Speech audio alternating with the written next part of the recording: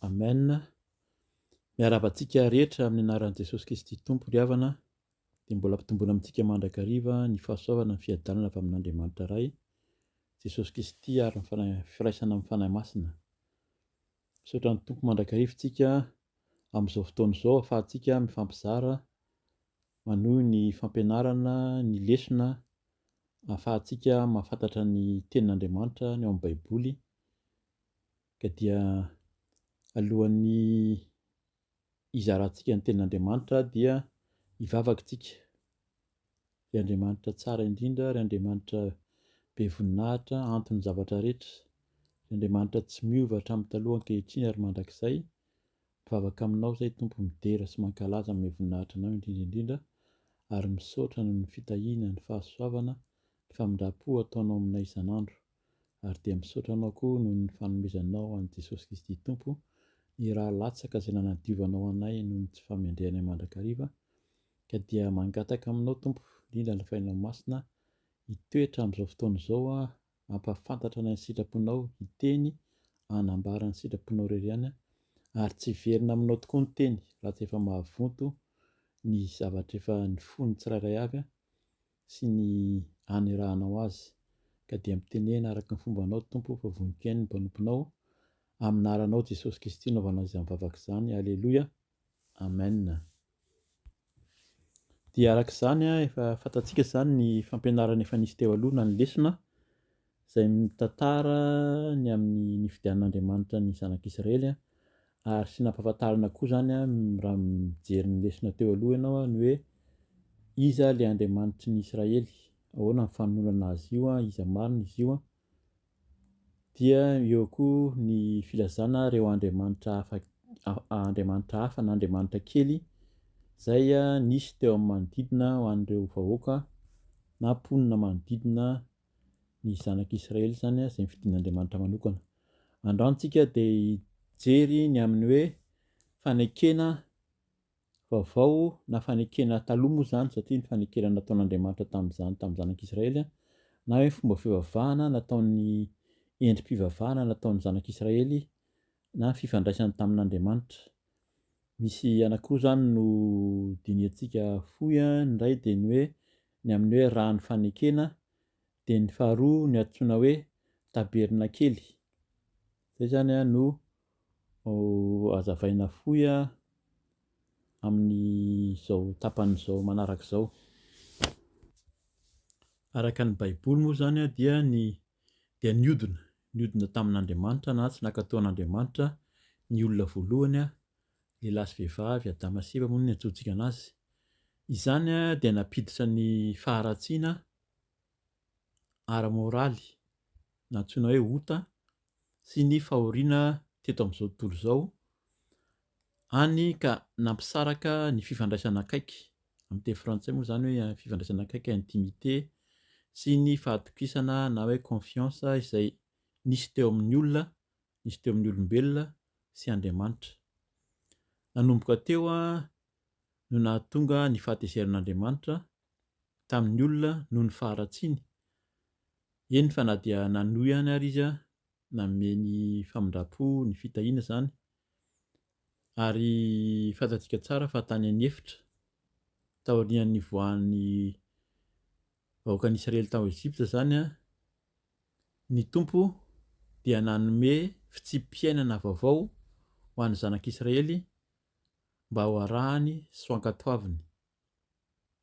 Voafehin'izany fitsim-piainana izany moa izany izay antsoina hoe didy folo ao amin'ny Exodosy 20:1 ka hatramin'ny 7:10, azontsika vakiana izany fa tsy vakiantsika androany. Izay no namezan'Andriamanitra aloha izany ny didy izay tiany ankatoavin'ny zanak'Israely. Nefa fantatry ny Tompo, fantatr'Andriamanitra izany fa tsy hantanteraka izany ny zanak'Israely ireo hany ka nanome endrika izy izay endrika fifandraisana tamin'izany araka ny hoe karazana fisoronana, endrika fivavahana izay nampitondrainy, nampahafantariny an'i Mosesy izany ho vakiantsika eo izany avy eo ny tenin'Andriamanitra tamin'izany. Efa manomana anao sady ny ao amin'ny Exodosy toko 720 sy toko 520 no tena ametrahantsika ny tenin'Andriamanitra ny amin'izay ka dia milazantsika ny amin'ny hoe fomba fanompoana, fomba fisoronana sy ny hoe toerana manokana zay fidin'Andriamanitra anatanterahana zany endrim-panompono zany zany dia arak'izay no hitondrantsika ny leson'androany. Ny tapany voalohany moa zany dia fanazavana ny hoe ny rahan'ny fanekena, nisy raha zay natao fanekena tamin'izany dia ny tapany faharoa ny tantarany antsoina hoe tabernakely. Ovakitsika manontolo ny Exodosy toko 720 zany fanazavana fohy ny amin'ny hoe ny rahan'ny fanekena vakina amin'ny anaran'i Jesosy. Ny amin'ny soramandry ery ambony ny nanaovan'Andriamanitra fanekena tamin'ny Israely. Ary hoy izy tamin'i Mosesy, miakara any amin'ny tompy anao sy Arona, i Nadaba sy Abio ary 70 lahy amin'ny loholon'ny Israely ka miankofa eny lavitra eny ianareo. I Mosesy irery no anakaiky ny tompo fa ireo hafa dia tsy anakaiky ary ny olona koa dia tsy hiakatra miaraka aminy. Dia tonga nanambara tamin'ny olona ny teny rehetra izay nolazain'ny tompo sy ny fitsipika rehetra i Mosesy ary niara-niredina namaly ny olona rehetra hoe ny teny rehetra izay nolazain'ny tompo dia ho tanterahanay. Ary nanoratra ny teny rehetra nolazain'ny tompo i Mosesy dia nifoha vao maraina izy ka nanorina alitara teo am-pototry ny tendrombohitra sy tsangambato 12 arak'ireo fokon'ny Israely 12 dia naniraka ny zatovo teo amin'ny zanak'Israely izy ka nitondra fanatitra dorana manontolo ireo sady namono vato-trombalahy atao fanatim-pihavanana ho an'ny tompo. Ary nalay Mosesy ny atsasaky ny rà ka nataony tao anaty lovia ary ny atsasaky ny rà kosa dia nafafiny teo amin'ny alitara. Dia naka ny bokin'ny fanekena izy ka namaky azy teo anatrehan'ny olona ary hoy ny olona izay rehetra nolazain'ny tompo dia ho tanterahanay sy ekenay. Ary nalay Mosesy ny rà ka nafafiny tamin'ny olona sady hoy izy, indro ny rahan'ny fanekena izay nataon'ny tompo taminareo ny amin'izany teny rehetra izany. Dia niakatra i Mosesy, i Arona sy Nadaba sy i Abio ary 70 lahy tamin'ny loholon'ny Israely. Dia nahita ny Andriamanitry ny Israely izy ireo dia ny teo ambonin'ny tongony dia toy ny fanganoan'ny safira vita rarivato, toy ny lanitra mihitsy ny famirapiratany. Nefa tsy natsotra ny tanany tamin'ireo lehibean'ny zanak'Israely izy, Andriamanitra zany, dia nahita an'Andriamanitra izy ireo ary nihinana sy nisotro. 12 Ary hoy ny tompo tamin'i Mosesy, miakara eto ambiko eto an-tendrombohitra ka mitoera eto dia omeko anao ny vato fisaka izay misy ny lalàna sy ny didy izay nosoratako mba hampianarina azy ireo. Dia niainga Mosesy sy Josoa mpanompony ka i Mosesy dia niakatra nakao amin'ny tendrombohitr'Andriamanitra. Ary hoy izy tamin'ny olona, andraso eto izahay mandra-piverina eto aminareo. Indro Arona sy Ora dia eto aminareo, koa raha misy olona manana ady aoka akeo amin'izy roalahy izy. Dia niakatra tao amin'ny tendrombohitra Mosesy ary ny rahona dia nanarona ny tendrombohitra ary ny voninahitry ny tompo nitoetra teo ambony tendrombohitra Sinay ary ny rahona dia nanarona azy enemana. Fa tamin'ny andro fafito izy no niantso an'i Mosesy teo afovoan'ny rahona ary tahaka ny afo mandevina no fijerin'ny voninahitry ny tompo teo atampony tendrombohitra teo imason'ny zanak'Israely. Dia niditra azafady tao afovoan'ny rahona Mosesy ka niakatra nakao amin'ny tendrombohitra ary nitoetra tao amin'ny tendrombohitra 70 andro sy 70 alina izy. Amen. Araka ny vakiteny vao nenointsika teo zany dia vita tombo-kase tamin'izany rahan'ny fanekena zany ny zanak'Israely noho ny famafazana ny rà mba hanehoana fa nilaina ny fanatim-panavotana ho fitandrona ny fifandraisana tamin'Andriamanitra. Ny dikan'ny rà eto na ny hevitry ny hoe rà dia ho fanadiovana sy ho famelan-kely koa raha misy aina latsaka zany na misy aina natao fanatitra ho an'Andriamanitra. Ho vakiantsika eo moa zany ny Hebreo 10:9 ampafantarantsika hoe inona no endrik'izany amin'izao fotoana izao, satria ny endrika fanekena izay natao tamin'ny zanak'Israely zany tamin'izany, indrindra vakiantsika amin'ny 9:9 teo iny amin'ny Exodosy 4:20 mivaky amin'ny anaran'i Jesosy hoe: ary nalainy Mosesy ny rà ka nafafiny tamin'ny olona, sady hoy izy: indro ny rà ny fanekena izay nataon'ny Tompo taminareo ny amin'izany teny rehetra izany. Zany hoe ny olona izay niteny izay nanaiky an'Andriamanitra ihany no nanaovan'ny Mosesy rà fanekena nasiany an'ilay rà teo zany.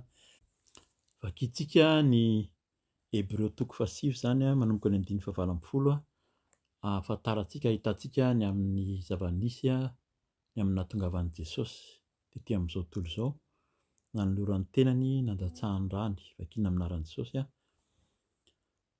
koa na dia ny fanekena voalohany aza dia tsy nohamasinina raha tsy nisy rà, fa rehefa voalazan'i Mosesy tamin'ny vahoaka rehetra ny didy rehetra araka ny lalàna, dia nalainy ny ran'ny zanak'omby sy ny ran'ny nosilahy mba ny rano sy ny volon'ondry hijaky ary ny hisopa, ka nafafiny tamin'ny boky sy ny vahoaka rehetra, dia hoy izy: ity no rà ny fanekena izay nandidian'Andriamanitra anareo. Ary ny taberna kely sy ny fanaka rehetra entiny manao ny fanompoam-pivavahana dia nofafazany rà toy izany koa, saiky diovina amin'ny rà avokoa ny zavatra rehetra araka ny lalàna, fa raha tsy misy rà alatsaka dia tsy misy famelan-kely koa. Amen. Amafisintsika ny amin'ny tenin'i Jesosy izay nambarany ao amin'ny Marika 4:20, Marika 4:20 ny 2:20 manambara hoe amin'ny anaran'i Jesosy: dia hoy izy taminy, hoy Jesosy taminy: ity no ràko amin'ny fanekena izay alatsaka hamonjy ny maro. Amen. Amaranantsika azy amin'ny fanazavana fo zany amin'io rà ny fanekena io dia ao amin'ny Jaona 1:1 ny 7:7 izay ihany no vakiantsika, ahafantarantsika ahoana moa zany ny fanekena izay nataon'ny Tompoko taty aoriana, mitovy amin'izay fanekena nataon'Andriamanitra tamin'ny zanak'Israely tamin'izany, amin'ny anaran'i Jesosy hoe: fa raha mandeha eo amin'ny mazava isika tahaka azy eo amin'ny mazava, dia manana fiombonana isika, ary ny ràn'i Jesosy zanany no manadio antsika ho afaka amin'ny ota rehetra. Amen. Dia hiditra amin'ny fanazavana fo zany ny amin'ny antsoina hoe taberna kely tsika. Mampatsiaro kely moa zany, mety hoe mampiomehy zany ity resaka ity, fa ho amin'ny malagasy tamin'izany tamin'izay mbola tanora moa zany na atao hoe mbola zaza, dia mampiomehy mihitsy hoe fieritreretana an'izany hoe taberna kely zany dia zavatra kely, hoe zavatra kely, fa ny amin'ny teny frantsay izy tabernacle, amin'ny teny anglisy izy tabernacle, ohatran'ny hoe nadika tamin'ny taberna kely amin'ny teny anglisy zany, dia izay mahatonga anazy tsy zavatra kely io fa tena lehibe. Ny refin'io taberna kely io zany dia eo amin'ny 9.20 metatra eo ny halavany, ary eo amin'ny 5.0 metatra eo ny sakany. Zany hoe tena toerana ngezabe io, fa tsy hoe toerana kely ka heverina fa ho kely, fa fihaonana zava-dehibe, fihaonana amin'Andriamanitra. Misy toerana maromaro moa zany, ny fefy manodidina izay resahako izay, fa ho hitantsika eo zany ny amin'ny ino moa izy teo, ny antsipiriany ny amin'izay taberna kely izay. Vakiantsika ny Exodosy 5:20 ny 1:1 ka hatramin'ny 7 aloha, vakiana amin'ny anaran'i Jesosy. Ary ny Tompo niteny tamin'i Mosesy indray hoe: mitenena amin'ny zanak'Israely mba hitondra anjara fanomezana ho ahy izy avy amin'ny olona rehetra izay entaniny fony no andraisinareo izay anjara atolony ho ahy, ary izao no anjara fanomezana izay ho raisinareo avy aminy, volamena, volafotsy, varahina, lamba manga, volomparasy, jaky ary lamba rongony fotsy, madinika, volonosy, ody trondrolahy efa voaloko, mena, hoditra trozona, hazo akasia, diloilo atao fanazavana, zava-manitra ho amin'ny diloilo fanosorana sy ho ditin-kazo manimpofona, vato berila ary vato alatsaka an-tranotranony amin'ny foda sy amin'ny sarotratra. Asaivo manao fitoerana masina ho ahy izy dia onona eo aminy aho araka izay rehetra asehoko aminao no endriky ny taberna kely sy ny fanaka rehetra momba azy dia araka izany no anaovanao azy. Amen. Araka izany dia Andriamanitra mihitsy no nanome an'i Mosesy ny firafitry ny taberna kely io zany sy ny teny taminy ny hanamboarana azy, izay ilay hoe endrika fivavahana izay naorin'Andriamanitra ho an'ny zanak'Israely. Nanomboka tany anefitra izy io, nanomboka tamin'ny zareo niala tany amin'ny tany Ejipta zany dia rehefa tonga tany amin'ny tany Kanana izy dia lasa toerana hoe mafy ilay izy satria namboarina izy io dia efa nisy ravana indray no nihodina tamin'Andriamanitra ny zanak'Israely satria namboatra ny tempolo moa zany tamin'ny andron'ny Salomona dia rava izy io noho ny resy teo anatrehan'ny fahavalo indray ny zanak'Israely dia namboarina indray dia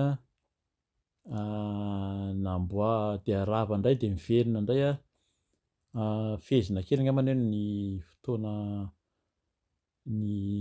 namboarana azy voalohany koa dia tamin'ny niverenan'ny zanak'Israely tany amin'ny tany fababoana dia avy eo tamin'ny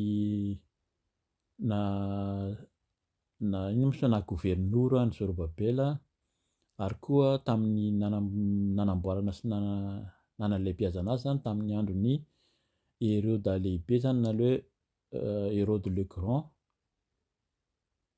zay no endrika nanamboarana anazy tamin'ny hoe vita mafy tao amin'ny tempolo tamin'ny zanak'Israely rehefa tonga tao amin'ny tany Kanana, fa tamin'ny voalohany izy io dia azo afindrafindra ary nisehon'Andriamanitra teo amin'ny zanak'Israely tamin'izy mbola tany anefitra. Dia araka izany inona moa zany no antony nanaovan'Andriamanitra an'io taberna kely io? Ny antony anankiray, isan'ny anankiray voalohany dia hoe fitoerana masina izy io, fitoerana masina izay voatokana honenan'ny tompo eo anivon'ny vahoakany zany na hiaonany amin'izy ireo. Izany rehetra izany dia azontsika vakiana any amin'ny Nomeria 5:7 na eny amin'ny Ezekela 3:7 sy ny 7. Ary teo ambonin'io taberna kely io andro aman'alina mihitsy ny tompo tamin'ny endrika rahona sy afo zany rehefa alina sy atoandro dia io no nisehon'ny voninahitr'Andriamanitra ahafahan'ny Israely miainga na mijanona rehefa mandeha izy zany nitantanan'Andriamanitra azy tany amin'ny efitra any amin'ny Nomeria koa 7:5 sy 9:40 manambara an'izany. Ny anankiray faharoa azo ilazana ny nametrahana ny taberna kely koa dia hoe taberna kely ny vavolombelona. Ino moa ny dikan'izay fa nisy endrika izay niraketana nametrahana ny didy folo tao sy ny ireo endrika fitaovana nisehon'Andriamanitra tamin'ny zanak'Israely tamin'izany zany. Ary teo amin'io fahatelo, azo lazaina fahatelo koa zany ny amin'ny nametrahana ny taberna kely nametran'Andriamanitra azy dia nanomezan'Andriamanitra ny zanak'Israely ny famelan-keloka tamin'ny alalan'ny fanatitra alatradra. Vitantsika teo zany mahatonga antsika niresaka mialoha ny amin'ny hoe rano fanekena dia ilay azontsika oharina amintsika maha-kristianantsika ilay fanatitra faratapony efa nivakiana teo ihany koa dia ilay Jesosy Kristy izay nanolotra ny tenany teo amin'ny hazofijaliana, nanolotra ny rany. Mba raha tiantsika mafisina ihany moa zany ny any amin'ny Hébreux 9:9 ny 1:2 sy 2, ny Hébreux 9:1-10 ka hatramin'ny 7:10 mbola vakiana ihany koa izy io hanamafisantsika azy. Ny azo lazaina fahaefatra ny amin'ny nametrahana ny tabernakely dia mampiseho ny lanitra, mampiseho zany nefa ny hoe ny sehoan'Andriamanitra amin'ny zanak'Israely amin'ny zanak'olombelona. Mbola vakiana koa zany amin'ny Hébreu 7 avy eo vakiantsika manontolo ahitantsika anazy ary ny atao hoe fahadimy mety mbola maro moa zany mety endrika anazy fa fahadimy izay nametrahana ny tabernakely dia ny manondro ilay fanavotana farany izay nataon'Andriamanitra. Io dia ho vakiantsika ny amin'ny Apokalipsy 1:20 avy eo sady amaranantsika ny fanazavana androany. Fa ho vakiantsika indray zany ny Hébreu 7 vakiantsika manontolo ahitantsika anazy hoe inona no mifandraisan'izany tabernakely zany amin'ny zavatra iainantsika ankehitriny. Alohan'ny hamakiantsika ny Hébreu, vakiantsika manomboka amin'ny 9 angambany ary dia tsara ihany angambany fantarina inona moa zany ilay zavatra misy teo amin'ny tabernakely teo iny araka ny tenintsika teo fa ny halavany sy ny sakany zany dia efa voateny teo ary voadidina izy io voafehy amin'ny lamba zany izay nirafetina tamin'izany dia misy ny antsoina hoe toerana masina indrindra izay misy ny fiaran'ny fanekena. Dia teo misy koa ny efitra lamba izay manasaraka azy teo ny amin'ny toerana masina izay misy ny latabatra volamena fametrahana ny mofo aseho sy ny fanaovan-jiro volamena ary ny altaran'ny didin-kazo manitra. Dia nisy ny efitra lamba foana moa zany satria voafono lamba izy io dia misy ny tavy, misy ny altara varahana teteh ivelany izay nanaovana ny fanaovana ny sorona. Dia zany rehetrarehetra zany no hitantsika zany natao hoe napetraka tao anatin'io tabernakely io. Misy ny atao hoe fiaran'ny fanekena voatahiry tao anatin'ny fiaran'ny fanekena io ny didy 10 any amin'ny Deutéronomie 10:1 ka hatramin'ny 2 zany raha tiantsika vakiana. Ny mana iray vilany izay natao tao amin'izany koa Exodus 4:40, ny 2:30 ka hatramin'ny 4:30 ary ilay tehany Arona izay nitsimboka any amin'ny Nomery 7:5-20 sy ny 4:20. Dia teo moa zany ny fanaovan-jiro, teo ny latabatra izay misy mofo aseho araka ilay efa nitenina teo ny altara varahana sy ny altaran'ny didin-kazo manitra.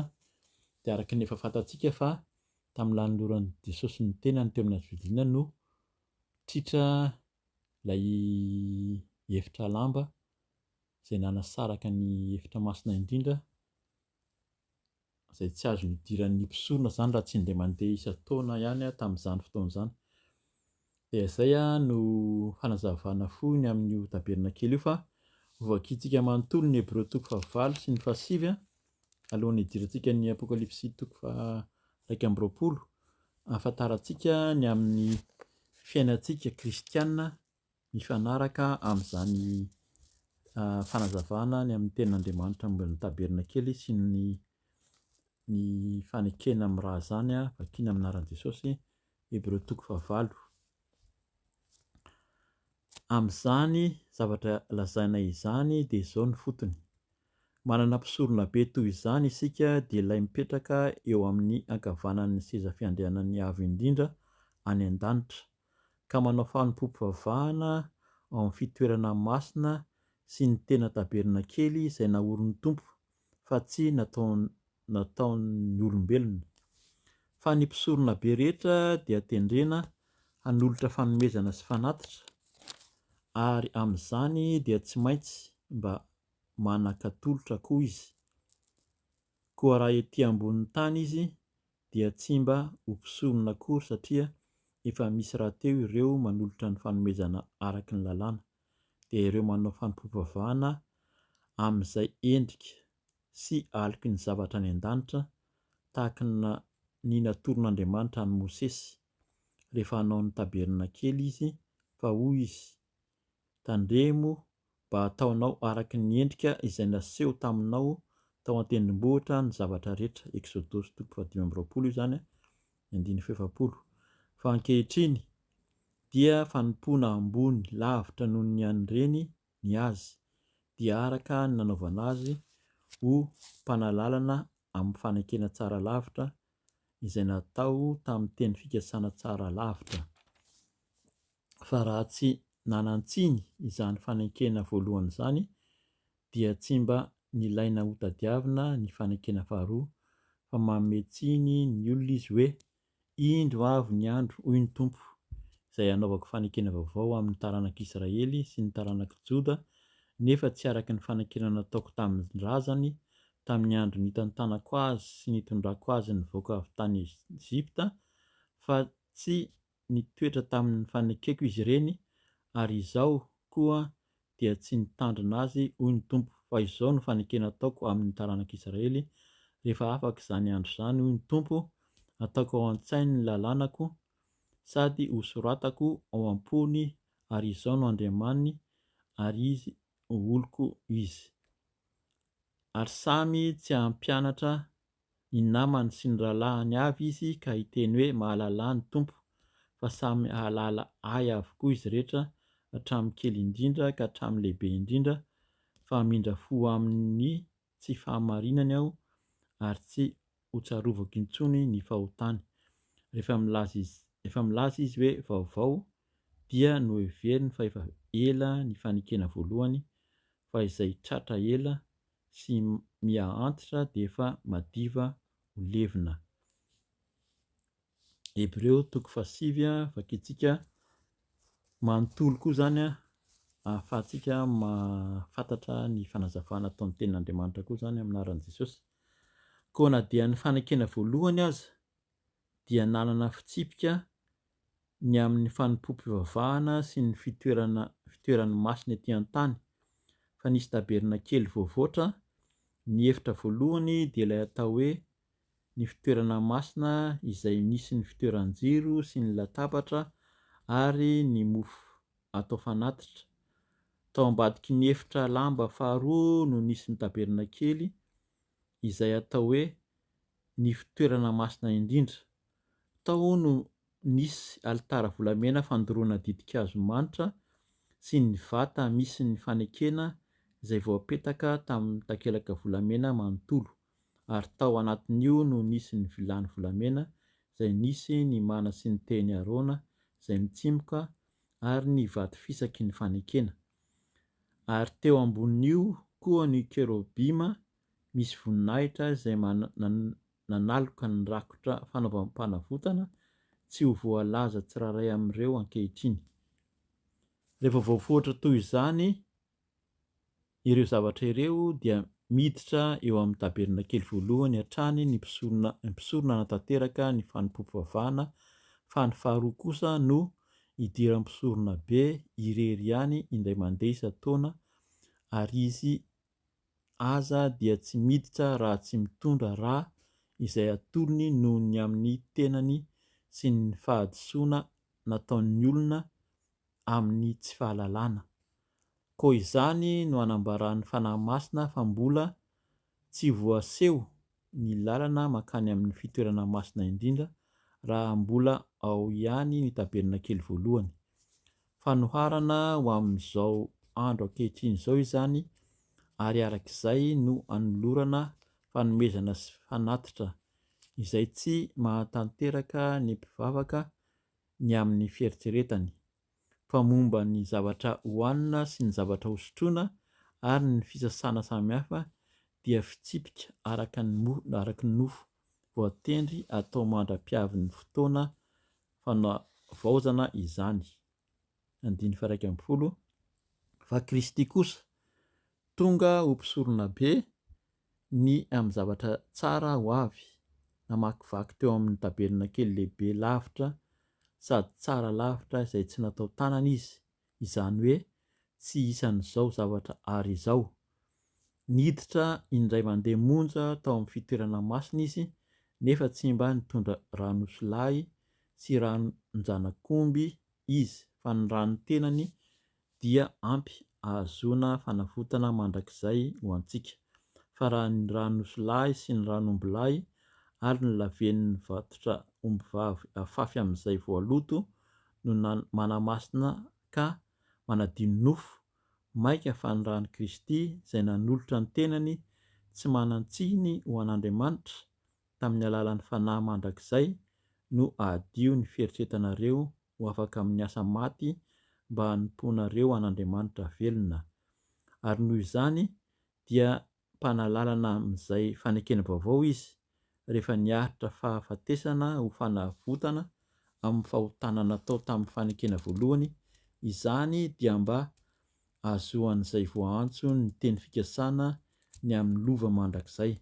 Fa raha misy didimpananana dia ilaina ny fahafantarana ny fahafatesan'ilay nanao ny fanekena, fa manan-kery ny didimpananana rehefa tonga ny fahafatesana, fa tsy manan-kery kosa izany raha mbola velona ilay nanao azy. Koa na dia ny fanekena voalohany aza dia tsy noamasinina raha tsy nisy rà, fa rehefa voalaza ny Mosesy tamin'ny vahoaka rehetra, ny didy rehetra araka ny lalàna dia nalainy ny rahan'ny zanak'omby sy ny rahan'osolahy mba ny rano sy ny volon'ondry jaky ary ny sopa ka nafafiny tamin'ny boky sy ny vahoaka rehetra dia hoy izy ity no rahan'ny fanekena izay nandidian'Andriamanitra anareo. Ary ny tabernakely sy ny fanaka rehetra enti-manao fanompoam-pivavahana dia nofafazany raha toy izany koa. Saiky diovina amin'ny rà avokoa ny zavatra rehetra araka ny lalàna, fa raha tsy misy rà latsaka dia tsy misy famelan-kely koa. 7:20 Koa dia tsy maintsy no diovina tamin'ireny ny tandidon'ny zavatra any an-danitra, fa ny tena ny zavatra any an-danitra kosa dia tamin'izay fanatitra tsara noho ireny. Fa Kristy tsy mba niditra tao amin'izay fitoerana masina natao tanana, izay tandindon'ny tena fitoerana masina, fa mankany an-danitra mihitsy, ary ankehitriny izy dia miseho eo anatrehan'Andriamanitra ho antsika. Ary tsy miditra izy mba hanolotra ny tenany matetika tahaka ny mpisorona be miditra ao amin'ny fitoerana masina isan-taona mitondra ny rano zavatra hafa, fa raha izany dia tsy maintsy ho nijaly matetika izy hatrizay nanaovana izao tontolo izao. Fa ankehitriny dia efa naseho indray mandeha tamin'izao andro farany izao izy mba hanafaka ny ota tamin'ny nanolorany ny tenany, ary tahaka ny nanendrenany olona ho faty indray mandeha. Koa rehefa afaka izany dia hisy fitsarana, dia tahaka izany koa Kristy rehefa natolotra indray mandeha hitondra ny otany maro dia hiseho fanondroany tsy amin'ny ota fa ho famonjena kosa amin'izay miandry azy. Amen. Amaranantsika azy dia ho vakiana ny ao amin'ny bokin'ny Apokalipsy 1:20 ka hatramin'ny 9 ihany. Azonao tohizana hatramin'ny farany izany ahitanao ny amin'ny sitrapon'Andriamanitra sy ny amin'ny tenin'Andriamanitra ny amin'izany hoe raha fanekena amin'ny rà sy ny tabernakely. Vakiana amin'ny anaran'i Jesosy. Apokalipsy 1:20. Ary nahita lanitra vaovao sy tany vaovao aho, fa efa lasa ny lanitra voalohany sy ny tany voalohany, ary ny ranomasina dia tsy nisy intsony. Ary hitako ny tanàna masina dia i Jerosalema vaovao, nidina avy any an-danitra tamin'Andriamanitra, voahomana tahaka ny ampakarina, efa miaingo hiaona amin'ny vadiny.